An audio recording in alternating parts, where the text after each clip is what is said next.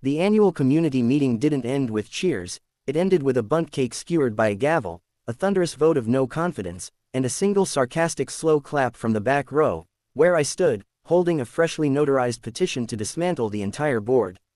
Marlene Whitaker, armed with her ever-present pastel yellow clipboard and her obedient entourage, looked like the universe had served her an eviction notice. I smiled, raised the document, and declared, "Motion passed." "Marlene, it's over. My name's Jack Morrison, and getting involved in neighborhood politics was never part of the plan. I just wanted to fix up my family's century-old lakeside cabin in Cedar Hollow Estates, a hidden treasure nestled in groves of old cedar trees and governed by an unspoken rulebook.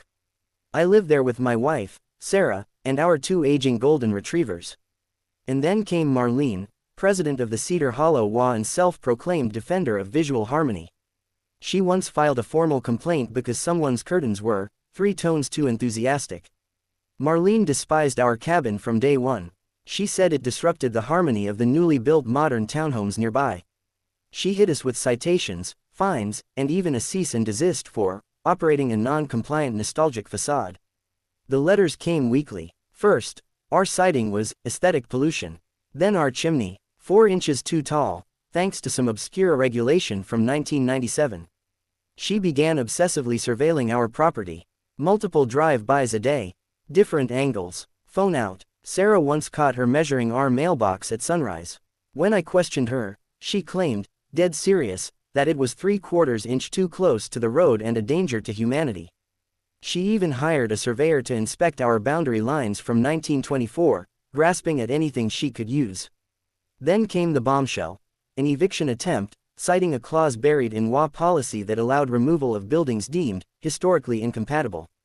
She practically beamed as she handed me the notice, fingernails tapping her clipboard like a countdown. But Marlene had miscalculated. That clause required a 75% homeowner vote, which she never secured. When I brought this up, she waved me off and cited emergency board powers.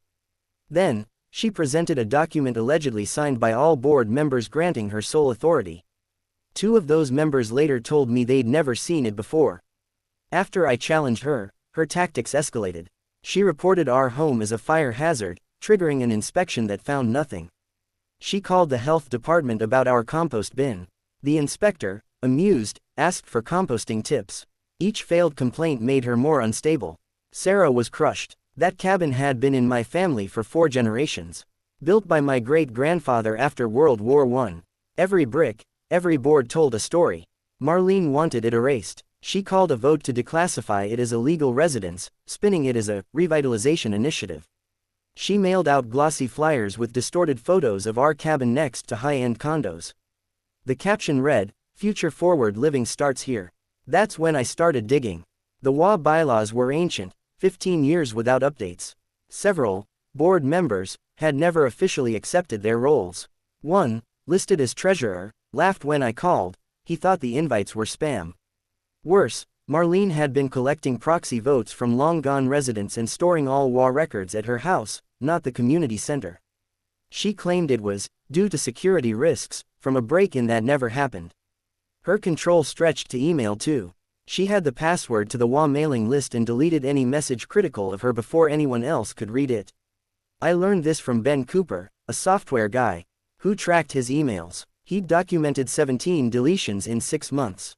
Then came the finances. Marlene had funneled dues into a mysterious community enrichment fund that paid for ceramic animals and wellness weekends. One receipt showed $3,000 spent on ornamental gnomes. Another, $5,000 for a synergy retreat that was, in reality, a luxury spa trip for her and her allies. She had fake vendors registered to her maiden name. Lawn Elegance Services shared an address with her essential oils business. She billed $800 monthly for a website that hadn't been touched since 2019. I worked late into the nights, cross-checking budgets against reality.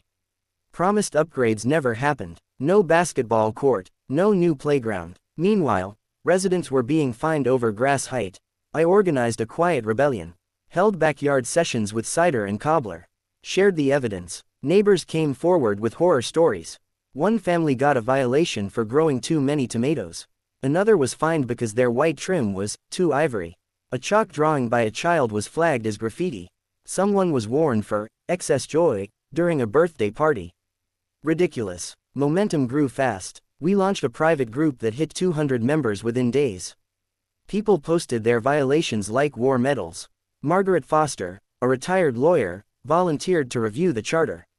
The stories kept coming. Tom and Linda Brennan were fined $500 for leaving trash cans out 30 minutes too long. The Patels got dinged for a colorful doormat. When vote day came, I entered with 20 proxy ballots, a notarized audit request, and an HOA lawyer at my side.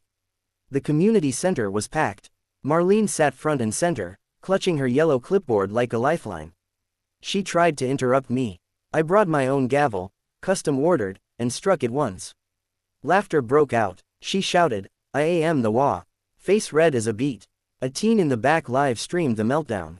The video titled, "WA Queen Loses Her Throne," had over 500K views by morning. I presented fake documents, inflated spending, and endless complaints. The $47,000 ceramic squirrel collection drew audible gasps. Stored in a rented unit costing another $200 monthly, Marlene called them beautification assets. Even her supporters cringed. The vote wasn't even close. She was ousted with 92% voting against her. Her forged nominations voided, the board dissolved. To her shock, I was elected interim president by a landslide. My first act, a resolution that officially protected all structures over 75 years old. Our cabin was not only safe, it was now a historical landmark. The audit exposed more. Her retreats were romantic trips with her yoga instructor, whom she'd listed as a morale consultant. $60,000 in total. The district attorney opened a case for fraud and embezzlement. Her squirrel stash was sold to fund repairs. The court sentenced her to 2 years and ordered her to pay $120,000 in restitution. The story hit local news as SquirrelGate, featuring interviews from countless residents who suffered under her. Prosecutors also uncovered a side hustle. She would fine residents, then offer repairs through her brother-in-law's company. Elderly homeowners paid thousands just to stop the harassment. One widow was charged $4,000 to repaint her shutters from hunter green to forest green. Same color, different name. When she was finally led away in cuffs, Marlene looked at me, her mouth opening like she had words, yet none came out.